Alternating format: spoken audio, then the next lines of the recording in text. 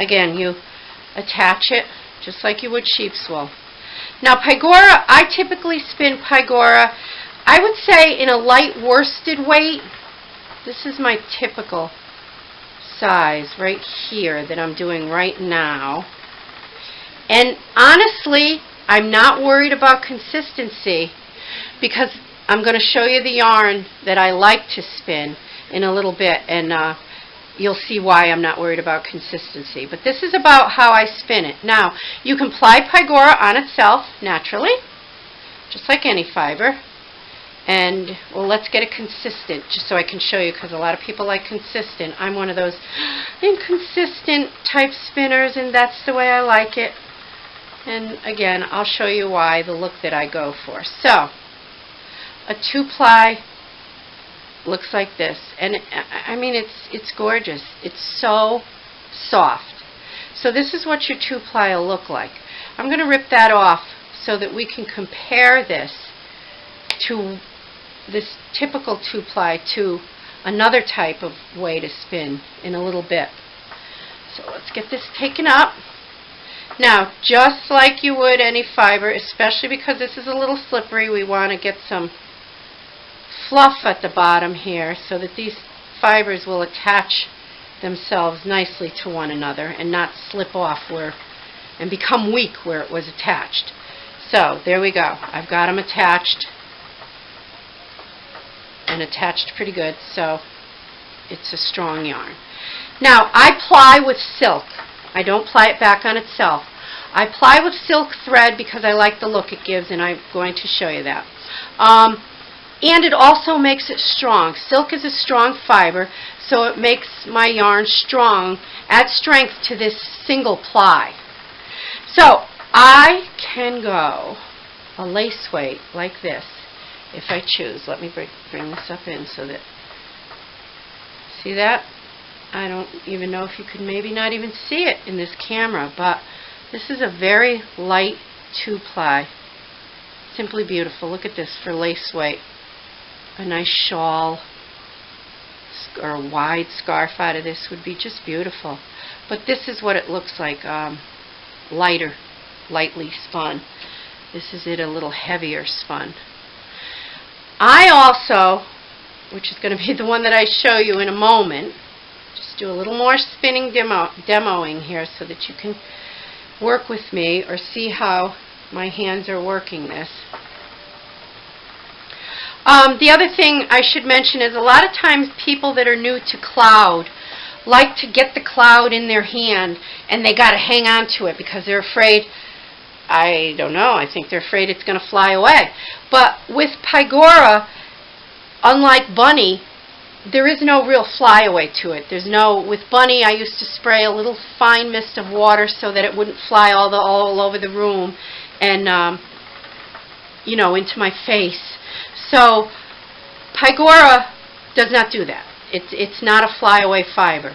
So you don't have to hang on to it like this, and you don't want to, because after 20 minutes of spinning with that wool in your hand, you're going to get moisture, and it's going to be damp, you know, from a little bit of sweat on your hands, even though you don't realize it, and it's going to make the fiber harder to pull apart. You know, generally start to felt it a little bit. So you want to be light with it.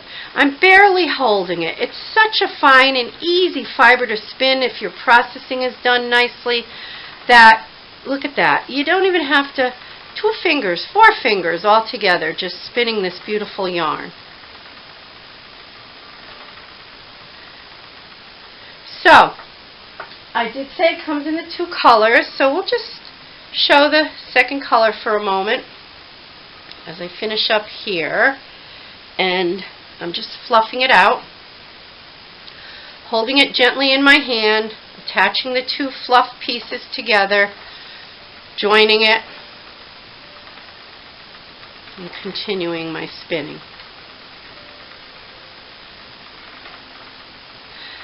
Again, lightly in your hand. Let's do the follow the twist spin again.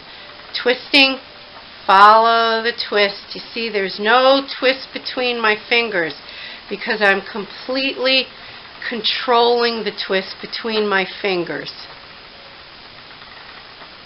So if you're new, it's a really good way to start. Keep your finger over the twist and slide back with the twist and pinch it off. Slide back with the twist and pinch it off. When you get used to it, you'll just spin like you do any other fiber. See that? Spins so nicely. Again, don't hang on to it. Don't clamp down on it. It's not going to go anywhere. Spin relaxed.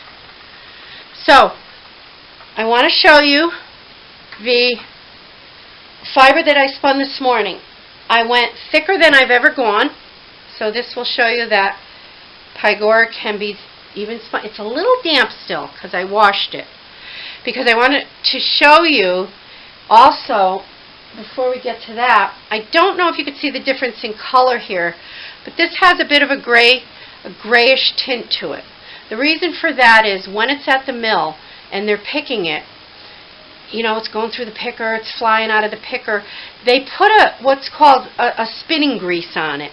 You don't feel it. It's just lightly put on it so that it keeps all your fiber together, because you don't want to lose any of that precious fiber flying all over the mill's room and landing on the floor and their walls, because an ounce of fiber can make an 80-yard skein in Pygora.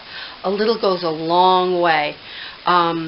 So once you wash your skein, once you finish your skein, you wash it just like you would any other skein. I use Tide on it because Tide whitens and brightens, and it's already been cleaned at the mill, so I don't need to get any of the grease out. Pygora grease is a little different than sheep lanolin.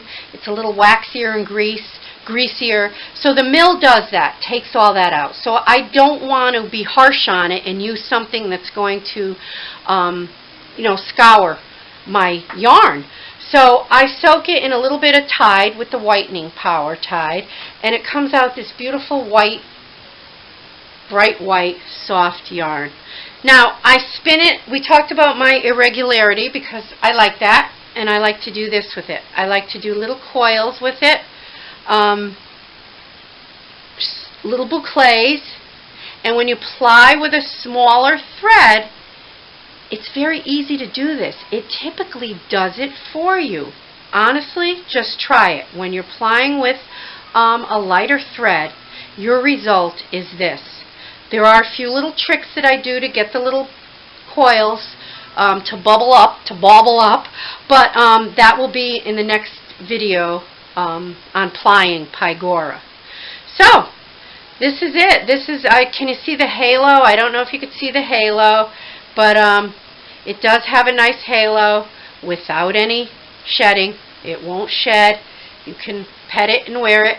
Now, I should mention, when you work with this, when you put it on your skein winder and roll it into your ball, you're going to get even more halo because you've worked it a little bit. When you knit with it, you're going to get even more halo.